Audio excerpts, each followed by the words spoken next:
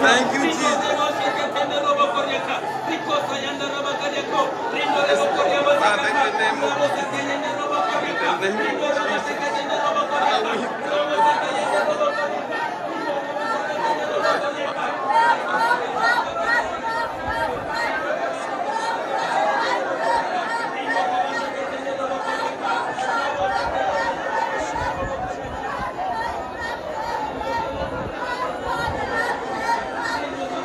Father, the Holy Ghost, Father, the Holy Spirit, we worship you, Lord Jesus. Yes, Lord Jesus. Yes, Lord.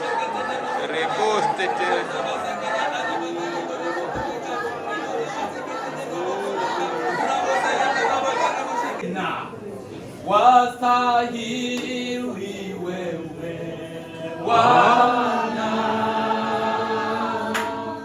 wastahili wewe Bwana,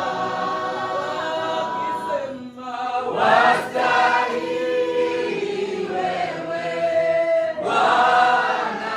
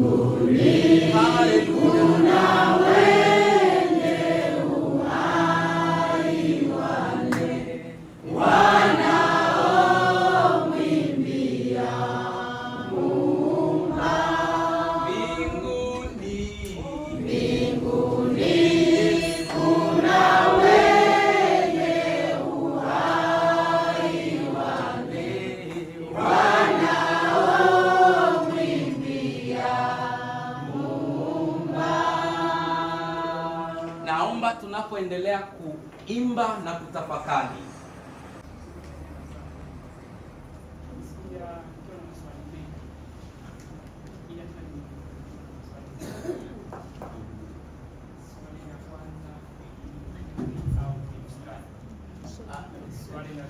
sauti kidogo.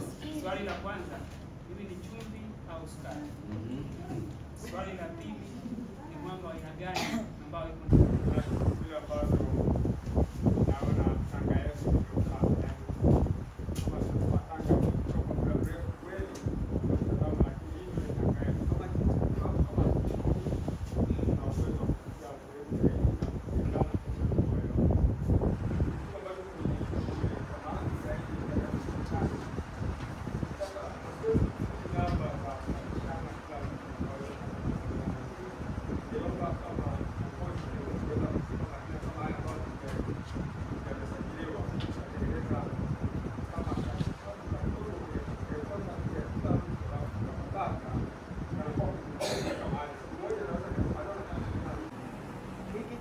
ni kizuri kama baba alivyotoka kuongea, ni muda tu mfupi, lakini mimi nahitaji hata siku mbili tatu tungekuwa hapa kwa mafundisho haya, tungetoka tungekuwa tofauti sana zaidi ya hii ambayo tumekutana nayo leo.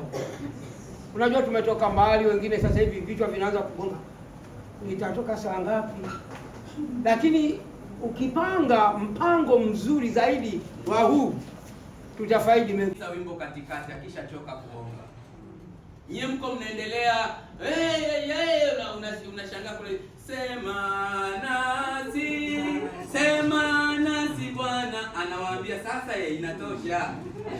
Yeye kwenda sana ni nyumbani, inatosha. Hata kama mtu sio mwimbaji utashangaa.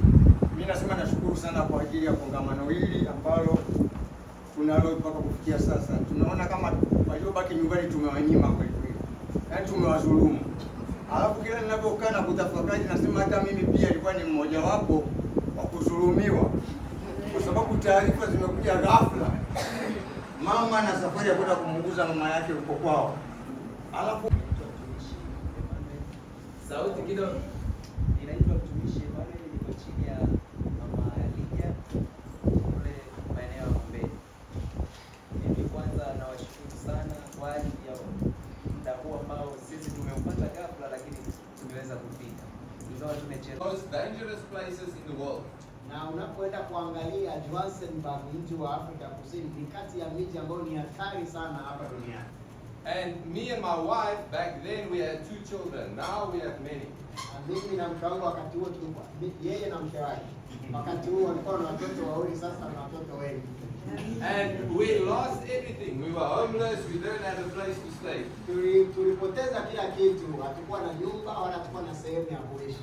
And God called us and He said, I want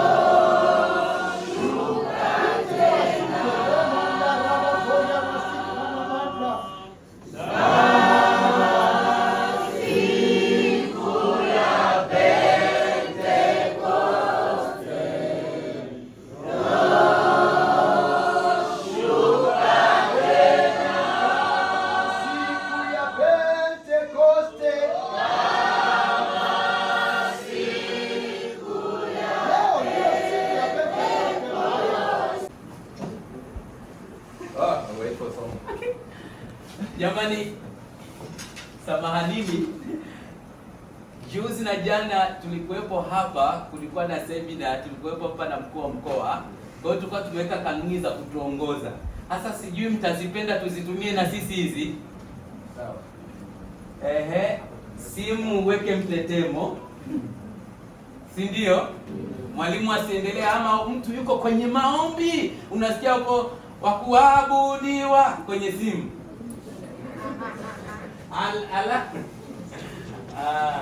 Alafu pia kusiwe na kikao juu ya kikao. Mmoja Tanzania.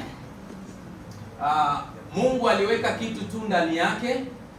Yeye anatokea South Africa, lakini amefanya kazi Botswana na Namibia. So wakati amemaliza Namibia, yuko Botswana, akarudi South Africa, Mungu akamgusa kuona kwamba inatakiwa aende kufanya kazi ya kuwafikia watu huko Pemba.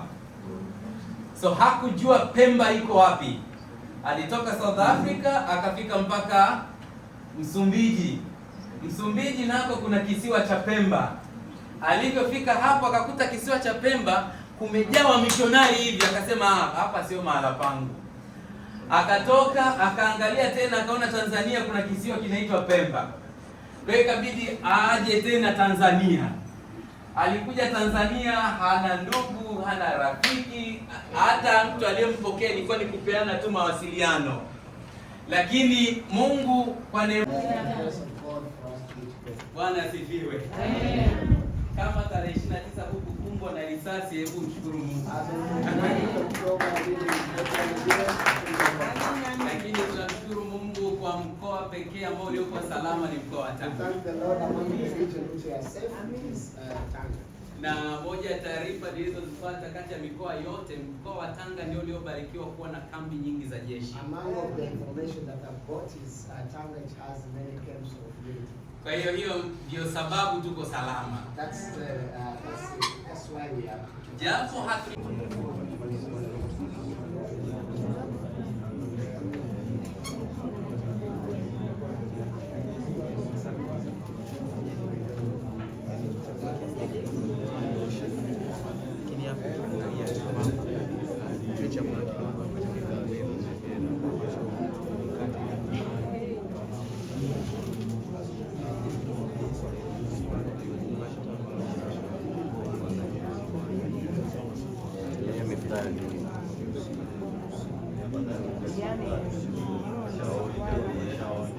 Yani kwanza unapoangalia Yesu kwa Bwana sasa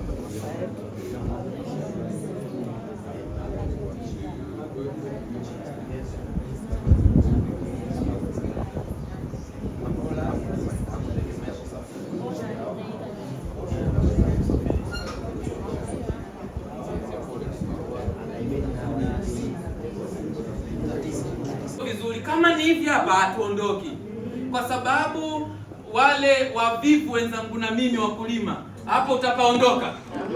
Kama mikate miwili mnakula na vikapu 12 vinabaki tena, hapo haviwezi kuharibika.